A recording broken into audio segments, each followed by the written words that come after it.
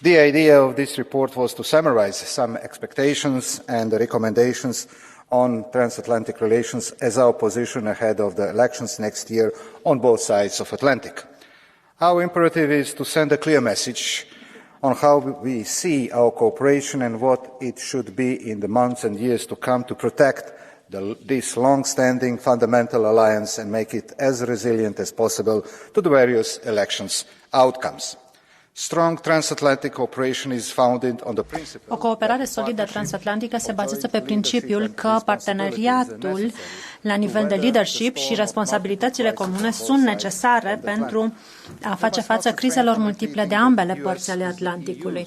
Nu trebuie să ne abținem din a spune că Statele Unite sunt cel mai semnificativ partener economic al UE și invers.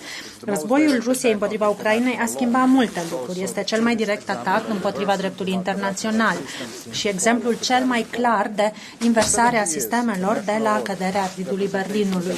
Ordinea internațională, reprezentarea valorilor democratice, societățile deschise și protecția drepturilor omului și a minorităților s-a bazat pe cooperarea dintre UE și SUA de ani de zile. Această cooperare a fost supusă presiunii în ultimii ani, însă probabil cel mai transatlantic relations. The solidarity wave across the EU and globally, and the European Union's joint responsive and member states' commitments are unprecedented.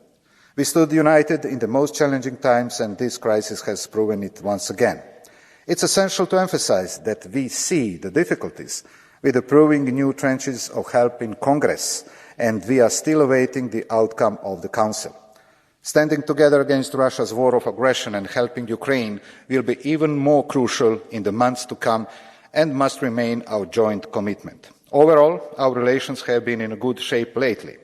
We can only commend all the concrete outcomes of the increased cooperation, such as 2 EU-US summits, Trade and Technology Council, dialogues on Indo-Pacific, China and defence, and collaboration on critical raw materials. However, we cannot miss to mention the challenges that remain, particularly with the ERA adoption, where most of our concerns were not taken into account and pending issues on tariffs remain. This report contains clear recommendations on what our partnership should entail in relations to China, in the Pacific region, Western Balkans, Africa and other global partners, as well as on security and defence. In light of multiple threats and crises confronting both sides of the Atlantic, we must continue strong transatlantic cooperation. Together, we must defend multilateralism and tackle the dangerous geopolitical realities that affect common values, interests, security and prosperity. This is why both sides must reinforce the resilience of their democratic systems to resist both external and internal threats, like increased disinformation and foreign interference from authoritarian political forces and regimes in the electoral process. It would be excellent as well if the European Union were doing some contingency planning from our side in case things do not go as desired, because the alternative is an administration that sees our partnership, values security and the world very differently. We want more cooperation and leadership in equal partnership whenever possible. However, we also expect the EU to build its open strategic autonomy.